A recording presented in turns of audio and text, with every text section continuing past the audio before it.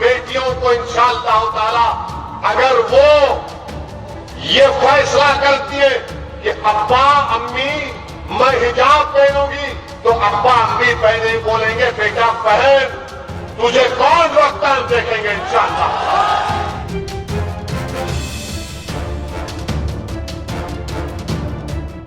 नमस्कार, धर्म ज्ञान के दर्शकों का स्वागत है और मैं हूं आपके साथ कविता राणा।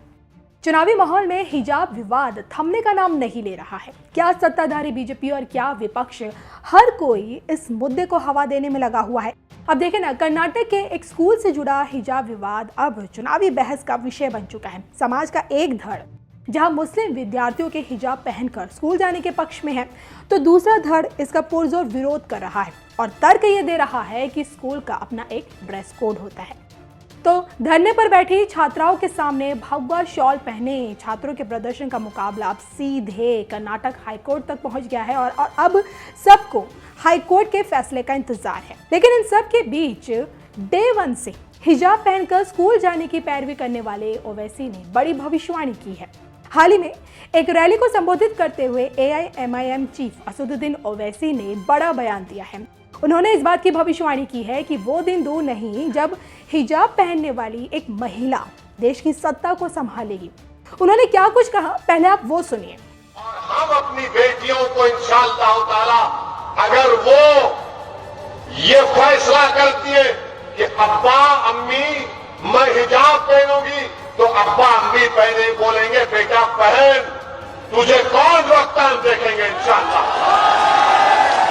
हिजाब निकाब पहनेंगे, कॉलेज को जाएंगे, डॉक्टर भी बनेंगे, कलेक्टर भी बनेंगे, SDM भी बनेंगे, बिजनेसमैन भी बनेंगे। और एक दिन याद रखना तुम कांड की जनता, शायद मैं जिंदा नहीं रहूंगा, तुम देखना एक दिन इस देश की प्रधानमंत्री एक बच्ची हिजाब पहन के प्रधानमंत्री बनेगी। तो देश का भविष्य एक हिजाबी महिला के हाथ में होगा या नहीं, और ओवैसी की ये भविष्यवाणी कितनी सच साबित होती है, देखिए ये तो वक्त बताएगा। लेकिन हम आपको ये जरूर बताएंगे कि आखिर हिजाब का इस्लाम धर्म से क्या ताल्लुक है। तो कुरान में औरतों को अपने जिस्म की नुमाइश नहीं करने का हुक्म दिया गया है और इसके लिए कुरान की सूर नूर और सूर अजाब में पर्दे के गाइडलाइंस बताई गई हैं। कुरान में हिजाब और जलाब शब्द का भी जिक्र किया गया।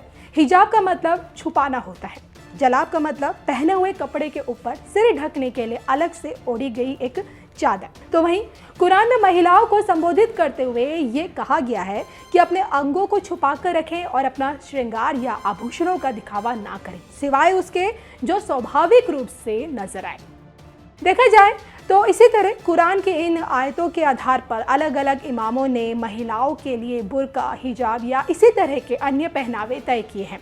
और देखिए ना, समाज का एक वर्ग ये कहता है कि कुरान के आदेशों से ये स्पष्ट है कि ये पहनावा महिलाओं की सुरक्षा और उनके मान सम्मान के लिए बनाया गया है। तो वहीं समाज का दूसरा वर्ग ये मानता है कि जब भारतीय मुस्लिम समाज में पर्दे को लेकर काफ़ी खुलापन अब आ चुका है, तो फिर ये उन्हीं पर छोड़ दिया जाए कि उन्हें बुर्का और हिजाब पहनना है या नहीं। बहरहाल, हिजाबी महिला देश की प्रधानमंत्री बनेगी। वैसे के इस भविष्यवाणी से आप लोग कितने सहमत हैं, अपने विचार जरूर बताइएगा।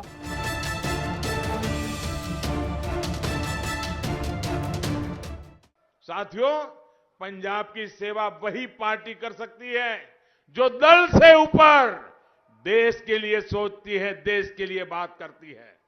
मैं पंजाब के लोगों को यह आश्वासन देना चाहता हूं, हम पंजाब के विकास के लिए कोई कोर कसर नहीं छोड़ेंगे।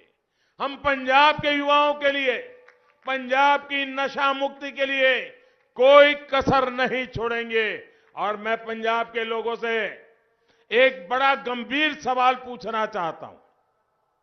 मेरी बात को गौर से सुनिए और जो माताएं बहनें यहां मुझे सुनने आई है और जो माताएं बहनें घर में टीवी पे मुझे सुन रही हो, तो मेरी बात को गौर से सुनिए।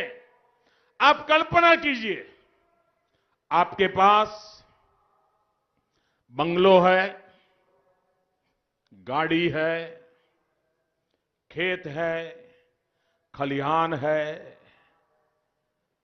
अच्छी खासी कमाई है, सुख चैन की जिंदगी है, कोई कमी भगवान ने रखी नहीं है, कोई कमी गुरु महाराजों ने रहने नहीं दी है, सब कुछ है।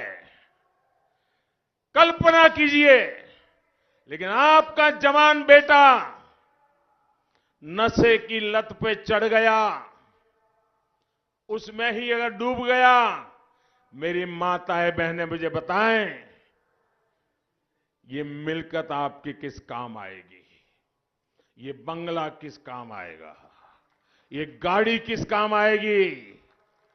अगर बेटा बर्बाद हो गया तो आपके लिए क्या बचेगा? आपके संतान बर्बाद हो गए तो आपके लिए क्या बचेगा? क्या मेरी माताओं बहनों को उन्होंने जो अपने संतानों के लिए सपने देखे हैं, उन सपनों को पूरा करने के लिए हमने एक माहौल बनाना जरूरी है कि नहीं है? नशे से मुक्ति का अभियान हर मां, हर परिवार को बचाना, उनके सपनों को साकार करने के लिए जरूरी है कि नहीं है?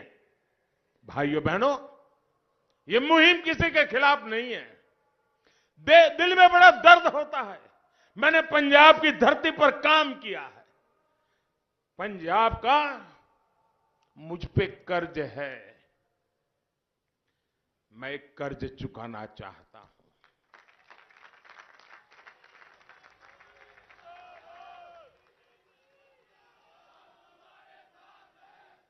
मैं इस युवा पीढ़ी को बचाना चाहता हूं। दोस्तों, मेरी माताओं बहनों, मैं आपके दुख को समझता हूं।